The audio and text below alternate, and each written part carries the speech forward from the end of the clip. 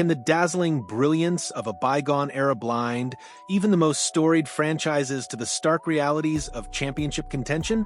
Or are the Boston Celtics, in their relentless pursuit of Banner 18, about to commit an unforgivable sin of omission by turning their backs on a future Hall of Famer?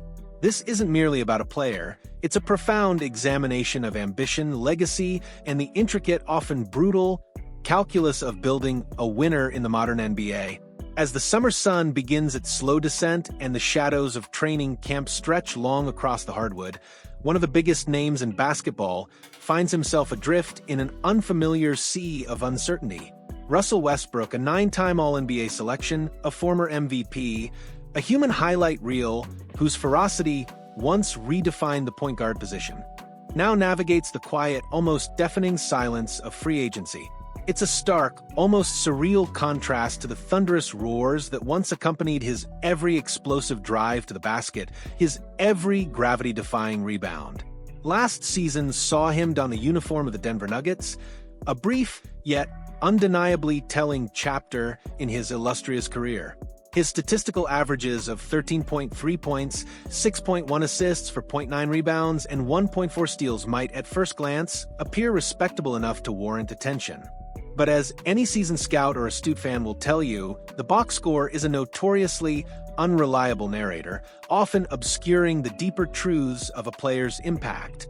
These numbers, in fact, likely played a significant, if unspoken, role in his decision to decline a $3.5 million player option, a move that, in hindsight, carries the heavy scent of a gamble that spectacularly backfired. Had those statistics truly reflected a positive, game-altering impact, one would imagine the Nuggets would have moved heaven and earth to secure his return. Or, at the very least, another franchise, desperate for a veteran presence, would have eagerly snapped him up. Yet here we stand on the precipice of a new season, and Westbrook remains a free agent, a sobering testament to the complex, often unforgiving, calculus of modern NBA roster construction. The true, unvarnished narrative of Westbrook's recent performance truly unfolds when the stakes are at their absolute highest, the crucible of the playoffs. It's here, under the intense, unforgiving glare of the postseason spotlight, that his statistical contributions took a noticeable and frankly alarming dip. His playing time, that most reliable barometer of a coach's trust and a player's perceived value, also saw a significant reduction. After logging a tick below 28 minutes per contest during the regular season, his average floor time plummeted to a mere 24.1 minutes when it mattered most.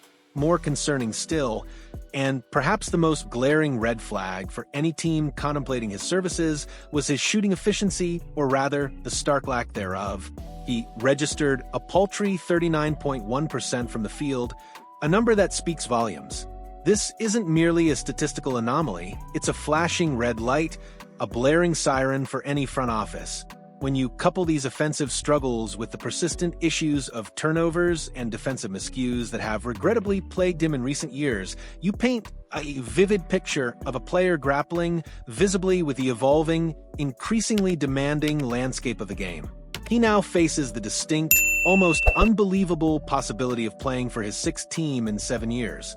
This nomadic journey across the league speaks volumes about the inherent challenges of integrating his unique, high-usage, ball-dominant style into various team schemes and philosophies. The market, it seems, has spoken not with a roar, but with a resounding, almost chilling silence. As NBC Sports' Kurt Helens so succinctly put it, so far, the market has not responded. The Sacramento Kings have been mentioned as having a genuine, if fleeting, interest, but even that potential landing spot is fraught with complications, a labyrinth of roster spots and financial constraints. Unless they can miraculously clear a roster spot by trading Malik Monk or Davion Mitchell, or by waiving a non-guaranteed player. An unlikely scenario given their current strategic plans, the Kings remain a closed door. With Monk trade talks reportedly reined in, his presence on the Kings roster when the season opens seems all but assured. This leaves Westbrook in an unenviable, almost isolated position, with no other team having been closely linked to his services. It's a sobering, almost heartbreaking reality for a player who once commanded the league's unwavering attention with his explosive athleticism and relentless, unyielding drive. Now let's turn our gaze to the Boston Celtics, a franchise perpetually in pursuit of that elusive 18th banner, a team that lives and breathes championship aspirations. The question on many minds, particularly those captivated by the irresistible allure of a big name and a storied past, is whether the Celtics should, or even could, make a move for Russell Westbrook. The answer, in no uncertain terms, is a resounding, unequivocal no. For as long as Anthony Simons is on the roster, the Celtics simply do not possess the luxury nor the strategic need for another guard. But even if Simons were to be traded, the fundamental, unshakable truth remains. Westbrook is a terrible system fit for what Joe Mazzulla is meticulously building in Boston. While Westbrook's innate, almost primal desire to push the pace would, on the surface, align with Boston's stated agenda to increase their offensive tempo, this singular, superficial compatibility is overwhelmingly overshadowed by a glaring, almost catastrophic incompatibility. His struggles from beyond the arc Mazzulla's offense, much like many of the most successful schemes in the modern NBA, thrives on spacing, on the omnipresent threat of the three-point shot, and on players who can seamlessly flow within a dynamic, selfless, ball-moving system. Westbrook's long-range shooting, or rather the stark absence thereof, is a significant, almost insurmountable impediment to this core philosophy.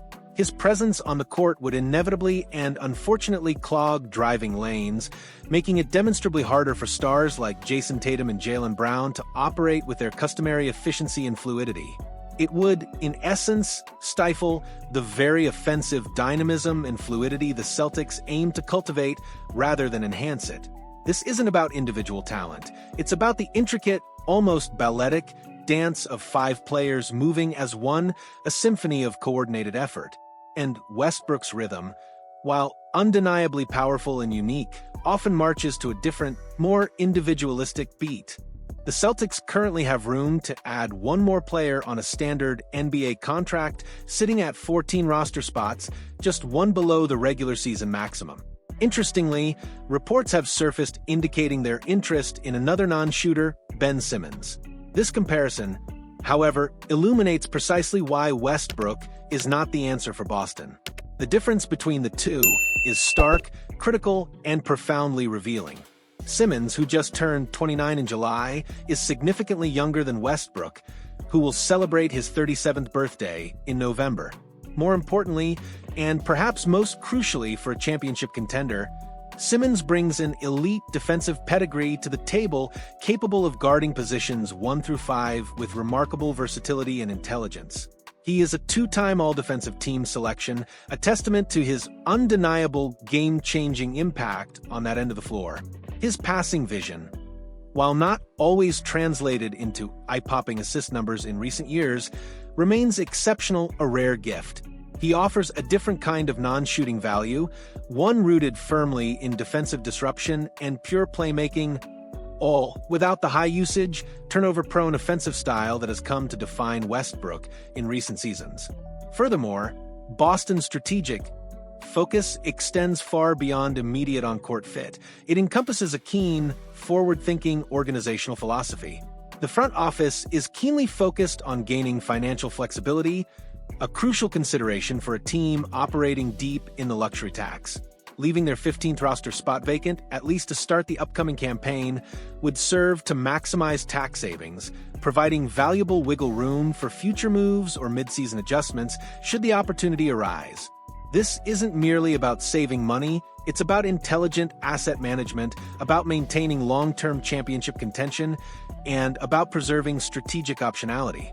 Bringing in a player like Westbrook, even on a minimum deal, would consume that hard-earned flexibility and potentially add a complex, perhaps even disruptive, dynamic to a locker room already brimming with talent and well-defined roles. While Russell Westbrook undoubtedly deserves future enshrinement in the Basketball Hall of Fame, his career has been nothing short of spectacular, a whirlwind of explosive athleticism, unparalleled intensity, and historic statistical achievements. The Celtics must unequivocally look beyond the name, beyond the legend. If they choose to add to their roster, they should, without hesitation, look in a different direction entirely. They need to find a player who is not only a demonstrably better system fit for Joe Mazzulla's evolving vision, but also someone more likely to be in their plans beyond just this season. This isn't a slight against Westbrook's incredible indelible legacy. It's a pragmatic, cold, hard assessment of what a championship-caliber team truly needs in the present and, crucially, for the future. The Celtics' path to banner 18 demands precision, foresight, and a ruthless, unwavering commitment to fit over fame. So, what do you think? Is it a cold, hard truth that even legends as brilliant as they once were can become square pegs in round holes when the game evolves? Or are the Celtics, in their calculated pursuit of perfection, missing an opportunity to add a spark of veteran fire, a proven winner, to their already formidable roster? Let us know your thoughts, your passionate opinions, and your in-depth analysis in the comments below. Don't forget to hit that like button if you found our analysis insightful and thought-provoking, and make sure to subscribe to the channel for more exclusive reports that cut through the noise and get straight to the heart of the game we all love. Your engagement, your passion, and your insights fuel our unwavering commitment to bringing you the most dynamic and in-depth sports journalism out there.